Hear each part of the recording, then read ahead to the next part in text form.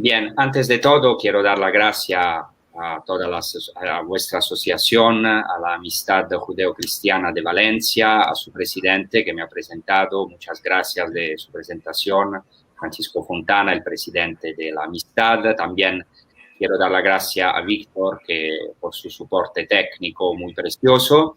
Y hoy hablaremos de la fiesta de Shavuot, en hebreo, la fiesta de Pentecostés, que se llama también, según el nombre griego, fiesta de Pentecostés, y también cómo esta fiesta pueda iluminar el Pentecostés cristiano, aunque nosotros estamos llamados a querer el judaísmo por sí mismo, no solamente como trasfondo de nuestra fe cristiana, pero es verdad que también para nosotros es una gracia ser iluminado de esta luz, de este trasfondo tan rico del judaísmo y en este caso de la fiesta de Pentecostés, de la fiesta de Shavuot. Claramente yo aquí voy a sintetizar solamente algunos elementos porque no puedo resumir toda la riqueza de esta fiesta.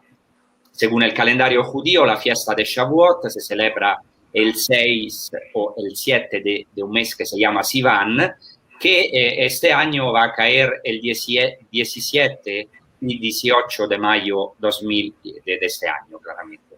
Siguiendo la cronología bíblica, los rabinos han notado que la Torá, o sea, la ley de Dios, la Torá en hebreo, fue entregada por Dios sobre el monte Sinaí exactamente 50 días después de haber atravesado el Mar Rojo. En la fiesta de Shavuot o de Pentecostés, según el nombre griego, se celebra el don de la Torá que Dios hizo a Moisés en el Sinaí y a través de Moisés a todo el pueblo judío y a nosotros también. Por eso la fiesta de Shavuot se llama también Zman Matan Toratenu, en hebreo, que quiere decir el tiempo del don de nuestra Torá, de nuestra ley. Porque aquí hay un elemento muy, muy importante de esta fiesta. Esta fiesta es una conmemoración, en hebreo se dice uno zikaron, del don de la Torá en el monte Sinaí, como ahora voy a decir en un rato. Antes de todo, ¿qué quiere decir Shavuot, el nombre de esta fiesta en hebreo? Shavuot es el plural del término hebreo Shavua, que quiere decir semana. Entonces, la primera denominación de esta fiesta es la fiesta de las semanas. Y otra denominación de la fiesta es también fiesta de la siega, en hebreo Hag HaKatzir, según Éxodo 23, versículo 16. Porque en origen era una fiesta agrícola en la cual cada judío ofrecía al templo las primicias del trigo y de los frutos de primavera. Eso lo sabemos de algunos textos, claramente del Antiguo Testamento, del Pentateuco, de la Torá. Por eso se llama también Hag HaBikurim en hebreo, que quiere decir la fiesta de las primicias. Y Shavuot luego se convirtió en la fiesta de la alianza, o sea, del ziccarón, como ya he dicho, del memorial, de la recepción de la Torá, de la ley sobre el monte Sinaí. Y cuidado, no se trata solamente de una memoria, de una conmemoración, sino de un verdadero memorial. Y para entenderlo, quiero aquí mencionar una frase de un famoso rabino, Rabbi Yosef Karo, de vuestra tradición, de la tradición sefardita, que dice: cada año en Shavuot recibimos de nuevo la Torá. O sea, no solamente es una conmemoración del don de la Torá en el monte Sinaí, sino es como si cada judío en este día renueve este inmenso don de la Torá. Los rabinos, esto es muy interesante, es muy importante, no es un detalle, parece un detalle, pero es muy importante. Los rabinos han leído este término, Shavuot, que quiere decir semanas, según otra vocalización, no como Shavuot, sino también como Shevuot.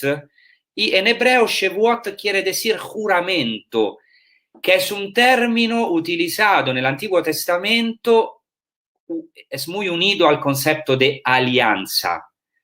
Esto quiere decir que la fiesta judía de Pentecostés es al mismo tiempo fiesta de las semanas y fiesta de la alianza. Por esta razón, en la vigilia de la fiesta, hasta hoy, los judíos suelen pasar una noche entera escrutando la Torá, porque el escrute de la Torá es una de las cosas más importantes de que un judío puede hacer en esta vida y también en el otra, porque también en el paraíso escrutaremos la Torá, según los judíos.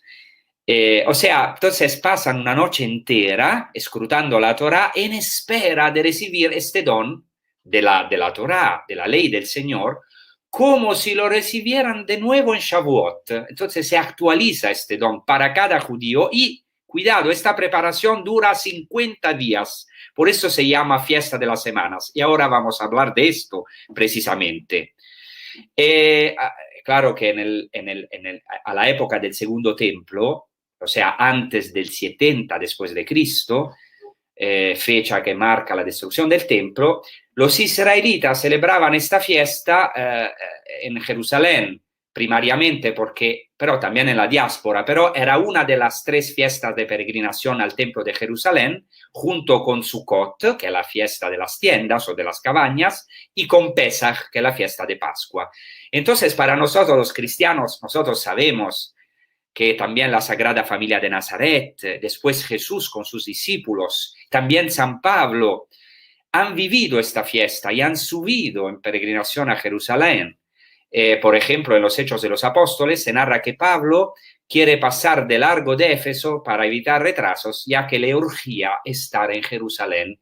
Se dice en los Hechos de los Apóstoles, si era posible para el día de Pentecostés. O sea, San Pablo hace de todo para estar en Jerusalén el día de Pentecostés.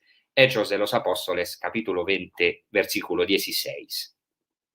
Entonces, ¿por qué se llamaba fiesta de las semanas? Porque en el libro de Levítico, capítulo 23, se ordena a los israelitas que cuenten desde la ofrenda de la primera gavilla, que se hacía en Pesach, 7 semanas completas, o sea, 50 días, 49 días más un día, que es muy importante hasta ahora, también en la mística judía, en el Zohar, en la Cábala, en la mística judía, es un día de total perfección. O sea, son 50 días, 7 semanas, 49 días y el día 50, que es el día místico, el día de la coronación de todo, el día culmen de toda la historia de la salvación. Por eso se llama fiesta de las semanas. El mismo nombre griego de la fiesta, que es Pentecostés en griego, hace referencia al número 50, quiere decir el día 50. Toda la preparación de la fiesta entonces consiste en contar. Contar es muy importante. Contar el Omer, se dice en Sefirat Omer, se dice en hebreo. O sea, contar estos 50 días, que es como una mitzvah, un precepto muy importante de la Torá. Entonces se contan 49 días, 7 días por 7 semanas, a los que se añade un día, el 50. Entonces se entiende ya que es una fiesta absolutamente ligada al cumplimiento, porque en la tradición bíblica el número 7 y también los múltiplos de 7, 49 es 7 al cuadrado, indica la plenitud total. Entonces Pentecostés representa precisamente esta plenitud total, 7 por 7 más un día.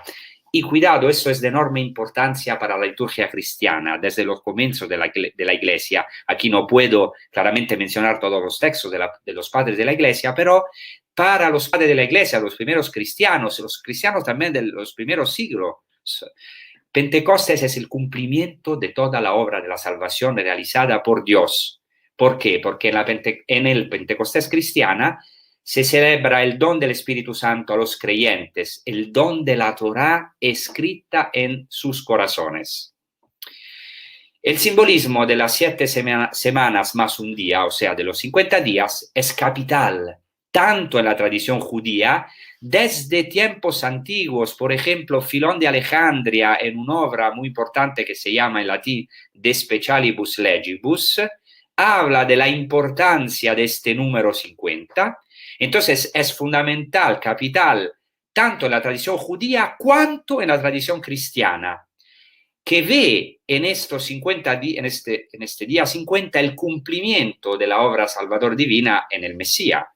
Algunos padres de la Iglesia, precisamente inspirándose en la interpretación de Filón de Alejandría, afirman que 49 es el número perfecto, 7 por 7, más un día, el 50, que se toma del paraíso, esto lo dicen los padres, de la vida eterna. Entonces, el día 50 es el día escatológico, o sea, el día de la resurrección.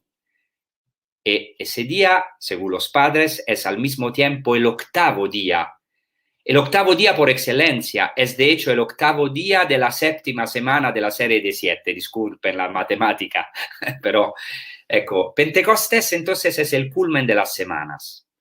La fiesta de Shavuot, si se considera el cálculo de los días, celebra el culmen de la obra divina. Por eso, en hebreo, de los tiempos antiguos, por ejemplo, Flavio Josefo utiliza en griego este término. La fiesta se llamaba también Atzeret en hebreo, que quiere decir clausura, conclusión, porque es como el cierre de toda la historia que Dios hizo con su pueblo.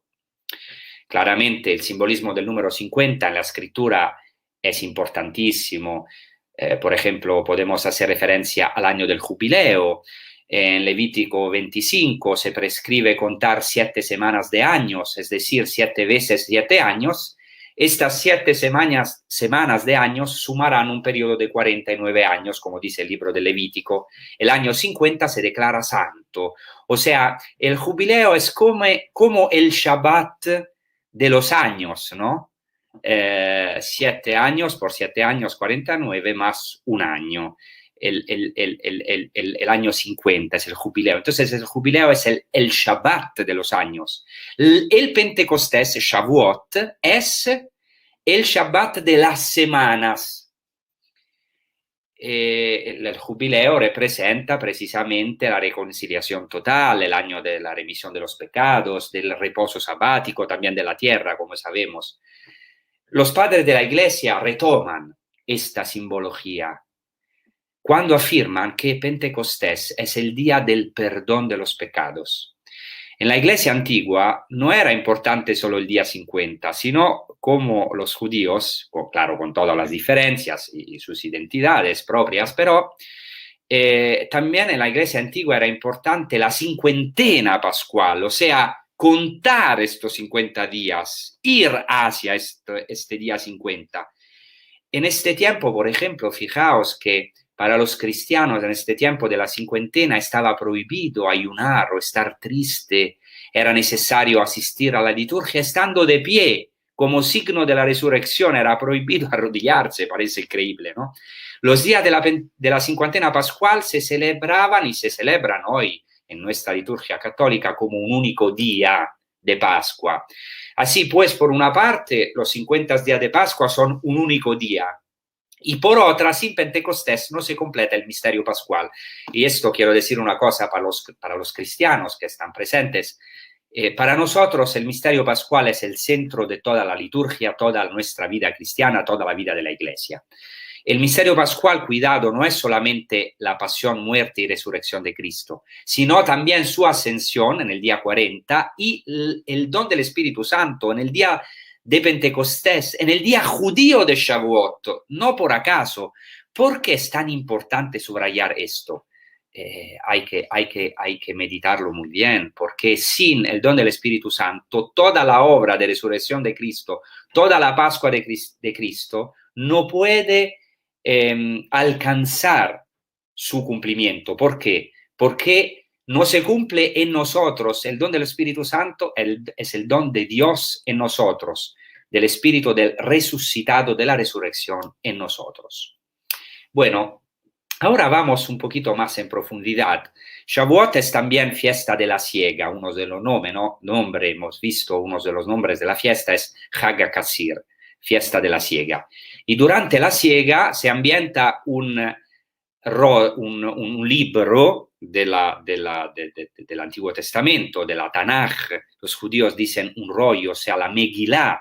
Megilá quiere decir rollo de Ruth, que se lee precisamente durante la fiesta que los judíos proclaman durante la fiesta de Shavuot.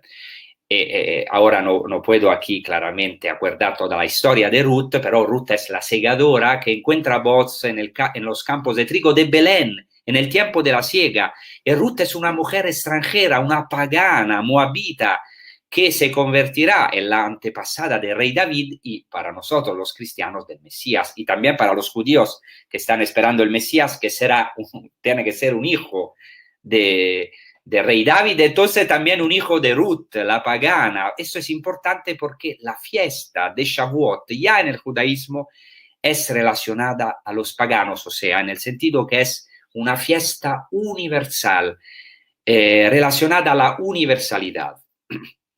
Eso es interesante para nosotros, los cristianos, porque muchas veces no nos damos cuenta que no se pueden entender los evangelios sin entender en profundidad el judaísmo. Y todavía el trasfondo judío, desgraciadamente, no ha sido subrayado suficientemente. Por ejemplo, la siega, que tiene una relación claramente con Shavuot, con esta fiesta, es un símbolo importantísimo en el Nuevo Testamento, pero muchas veces no se relacionan los textos del Nuevo Testamento en que se habla de la siega con Shavuot, con Pentecostés. Para un judío esto es obvio, es una cosa muy clara.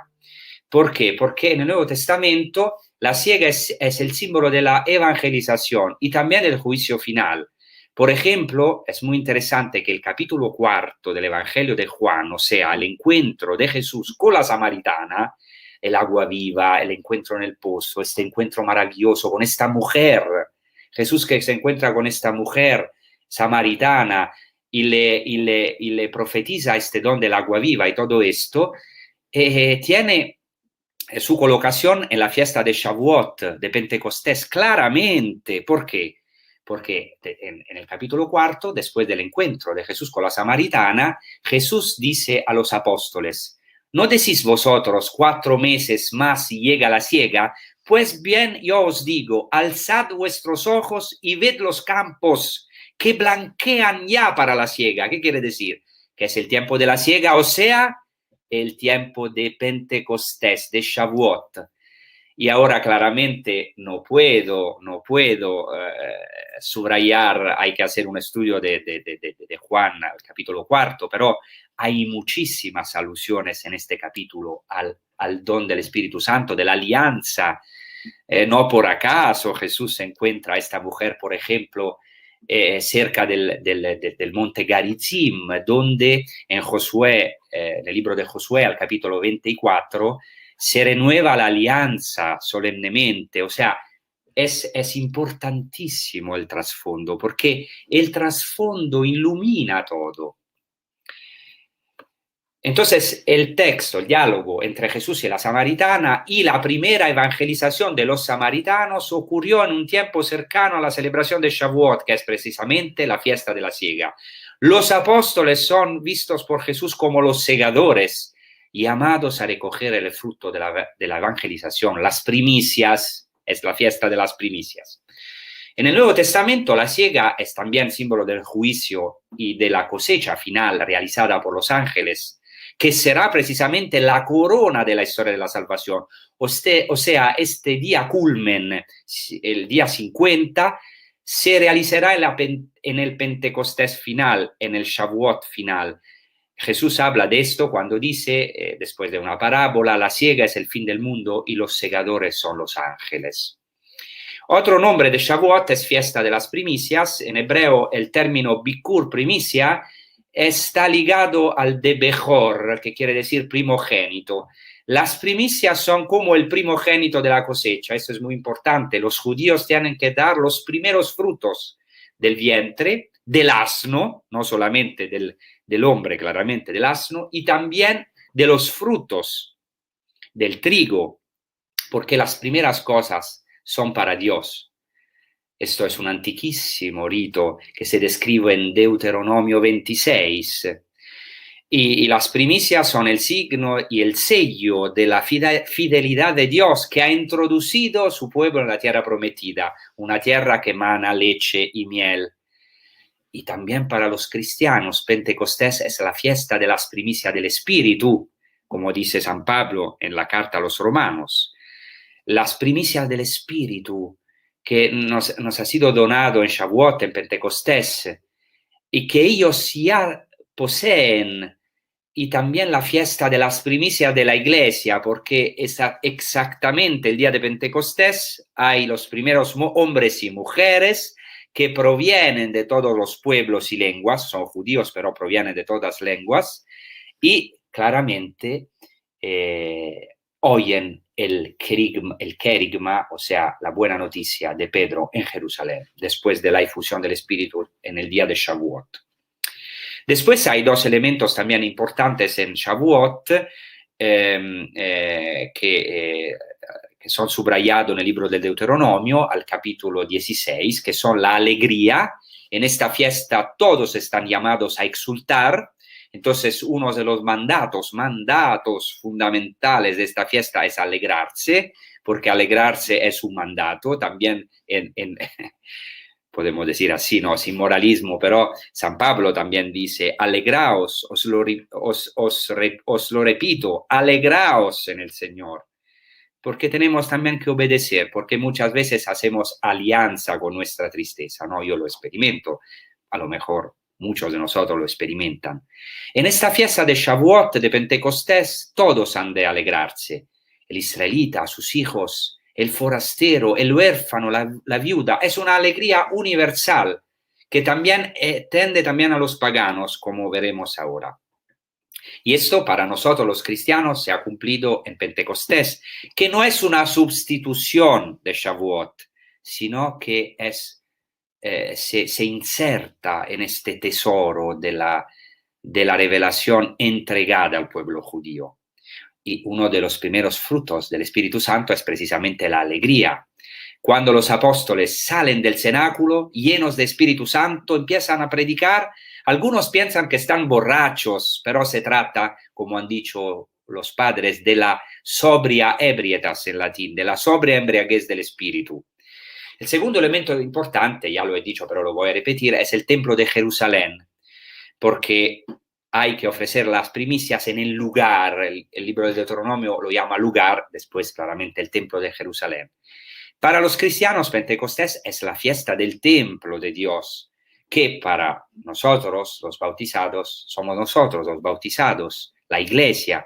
El cuerpo del cristiano, del fiel, se convierte en un lugar santo, en templo. Cuidado que esto ya está en la tradición judía, porque hay una relación entre el templo y Adán y su cuerpo. Ahora no puedo aquí, hay varios textos muy interesantes y también un gran filósofo, Emmanuel Levinas, un filósofo judío, subraya la relación entre el templo de Jerusalén y el hombre, la mujer, o sea, el cuerpo humano. Y también San Pablo dice a la comunidad de Corinto, ¿no sabéis que vuestro cuerpo es santuario del Espíritu Santo que está en vosotros? Y al final quiero terminar con un elemento importantísimo que es de verdad ilumina de manera sorprendente el Pentecostés cristiano, nuestra fe. Shavuot es para los judíos la fiesta del don de la Torá. Por esta razón, por ejemplo, los judíos tienen la costumbre de comer durante esta fiesta de Shavuot derivados de la leche con miel, símbolos ambos de la tierra prometida y de sus frutos exquisitos, porque es una tierra que emana leche y miel.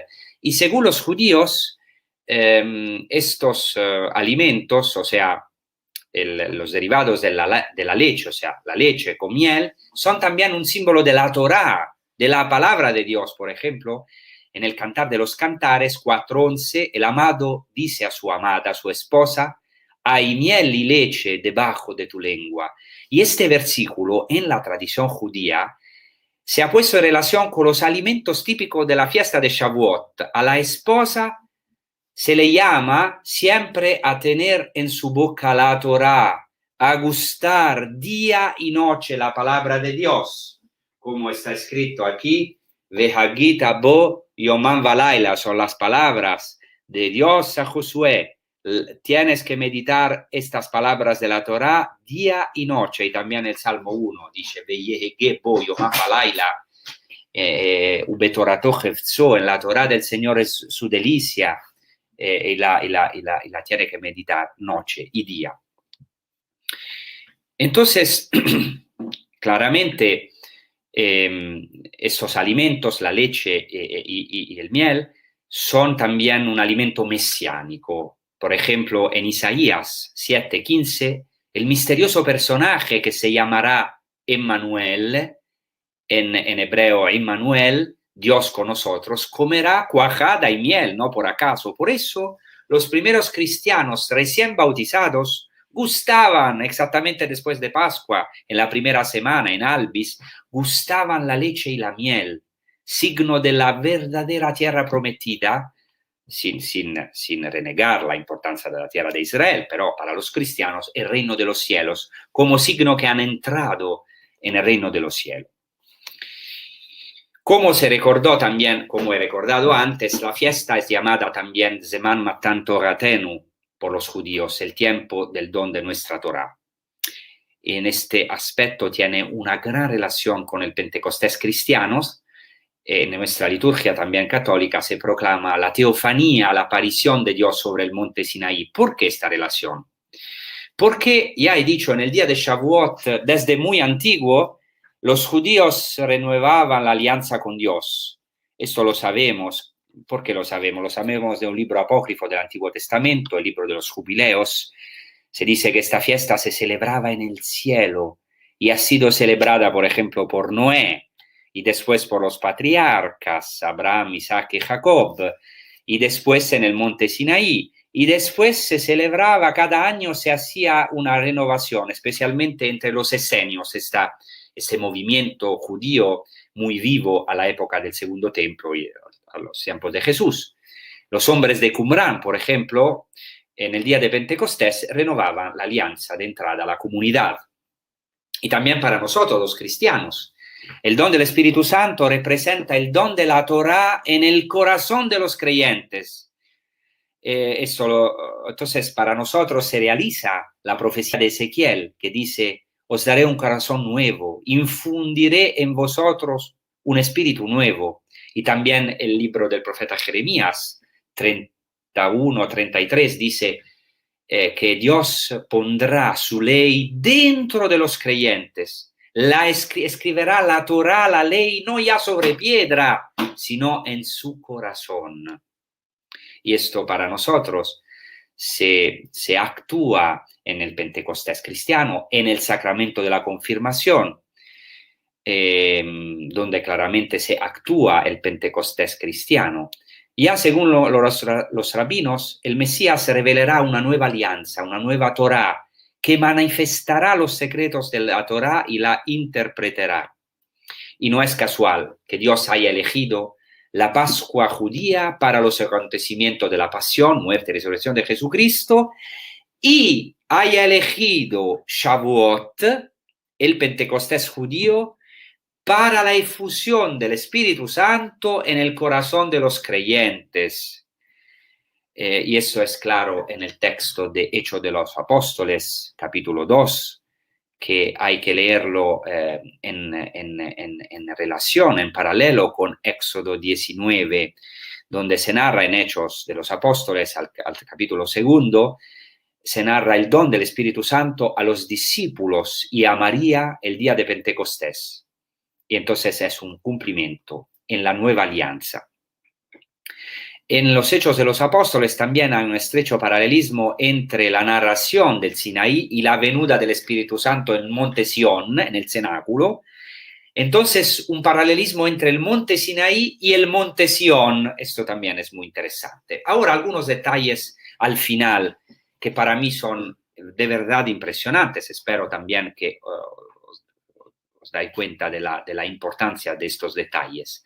En Éxodo 19 se dice que cuando Dios da su Torá al pueblo, o sea, las 10 palabras de vida, los 10 mandamientos, al final de la proclamación de este maravilloso decálogo que es el centro de nuestra vida, todo el pueblo, se dice, percibía los truenos.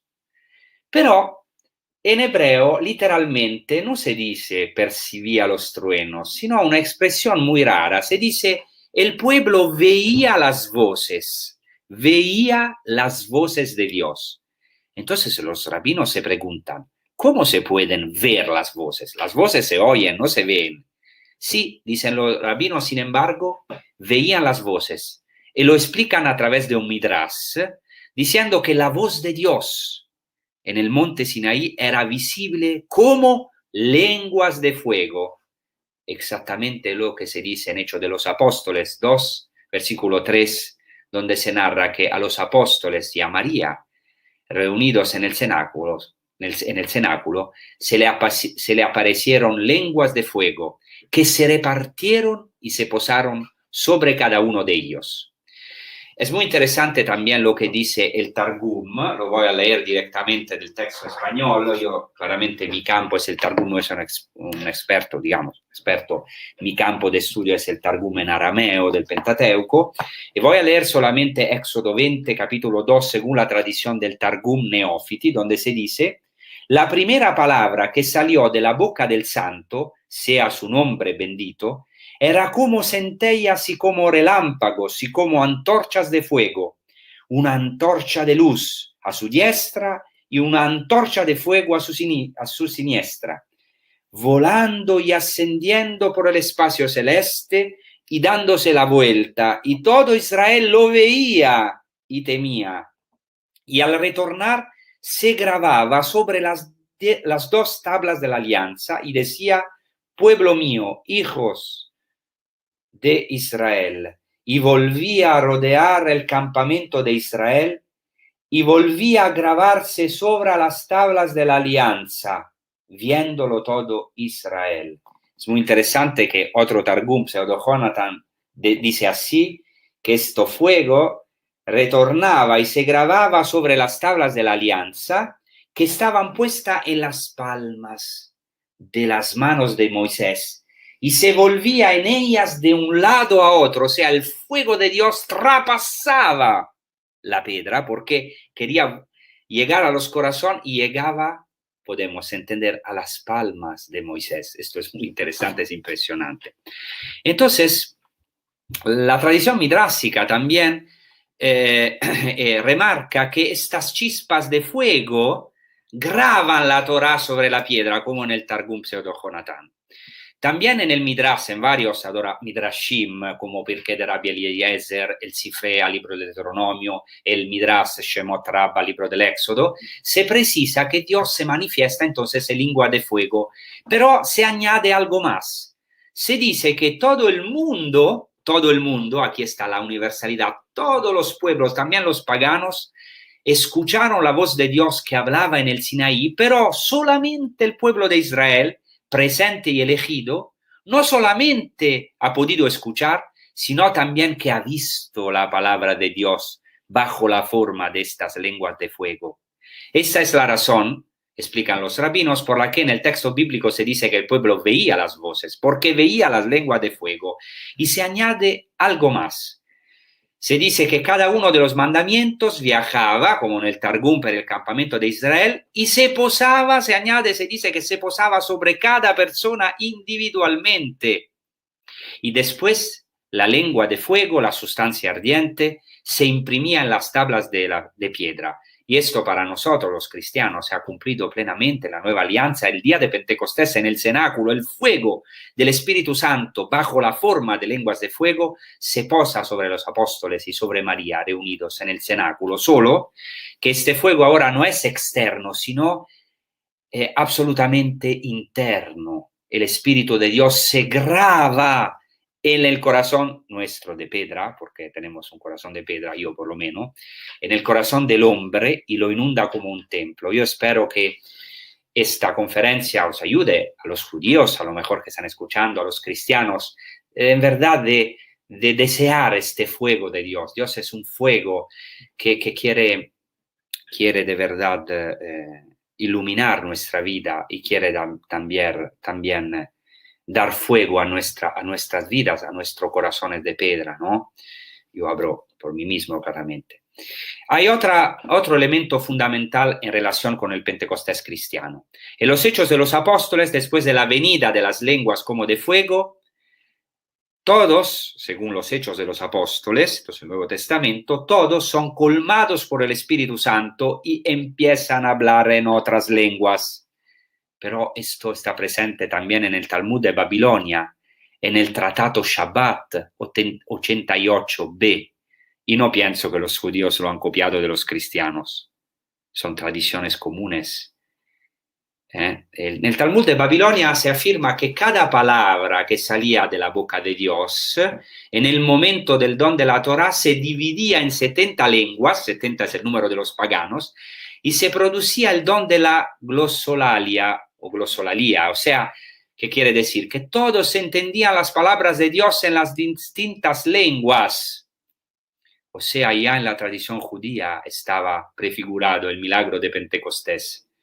Cuando Dios entregaba la Torá bajo la forma de lenguas de fuego, según el Midrash, las 70 naciones del mundo la podían entender. O sea, Dios hablaba la lengua de cada pueblo. Queridos amigos, queridos hermanos, hermanas, Dios habla la lengua de todo, de todos. O sea, es multicultural, multirracial, multilingüístico, podemos decir. Habla la lengua de cada pueblo. Eso es maravilloso, maravilloso. En el Midrash Shemot Rabbah se afirma que cuando Dios entregó la Torá en el Sinaí, manifestó maravillas inefables con su voz. Dios habló y su voz alcanzó a todos los confines de la tierra. La palabra de Dios se manifestó en 70 voces o 70 lenguas, de forma que todas las naciones pudieran comprender.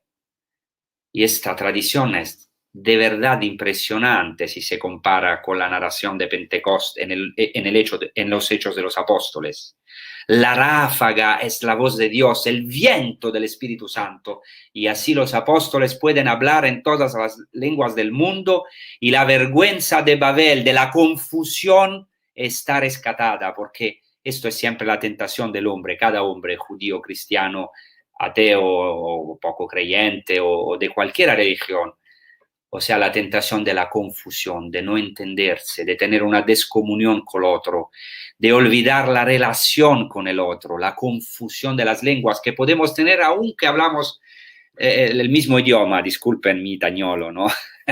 que hoy tienen que soportar, pero aunque hablamos el mismo idioma, muchas veces no nos entendemos. Y algunas veces hablamos idiomas diferentes, pero hay una comunión más profunda que va au-delà, como diría en francés, además, además de las diferencias de idioma. Con ese trasfondo podemos comprender mejor la elección por parte de Jesucristo, para nosotros los cristianos, de los 72 discípulos. En algunos manuscritos se dice 72, en otros 70. Y su envío misionero. Cristo piensa en el anuncio universal a todas las naciones de la tierra. Mientras en el monte Sinaí la palabra de Dios se graba sobre la piedra, para nosotros los cristianos en el cenáculo desciende a los corazones y se cumple así la palabra de los profetas judíos. Mientras en el Sinaí el pueblo estaba aterrorizado por el encuentro con Dios, la teofanía de Dios en el cenáculo no infunde ningún temor. No es algo exterior al hombre. Dios está presente en el corazón de cada persona a través del Paráclito, el Consolador, o, como se dice en hebreo, del Kol de Mamadaka, de la brisa suave, que pero en hebreo no es brisa suave, sino que Kol de Mamadaka quiere decir la voz de silencio suave, la voz del silencio, la voz del Espíritu que nos habla en nuestro interior. Esto puedo hablar más, tenía otras cosas que decir, pero quiero pararme aquí y decir solamente la última cosa, que estoy muy agradecido para haber estudiado estas tradiciones judías, porque son de verdad impresionantes, y espero que esta conferencia os haya servido para valorizarles, para estudiarles y para ver la profundidad, como nuestra fe también cristiana no es algo de banal, sino que es muy fundado también. Tenemos un fundamento, además de Dios, que este pueblo vivo, que todavía tiene tradiciones vivas. Y os deseo también en este tiempo, después de la Pascua judía, la Pascua cristiana, hacia el Pentecostés judíos y el Pentecostés cristiano, os deseo este fuego, para mí también lo deseo, este fuego vivo del Espíritu, que es el amor, que es la comunión, que lo necesitamos en este tiempo muy duro de confusión de todo lado, ¿no? Que hemos experimentado después de este coronavirus, de este tiempo muy difícil. Muchas gracias.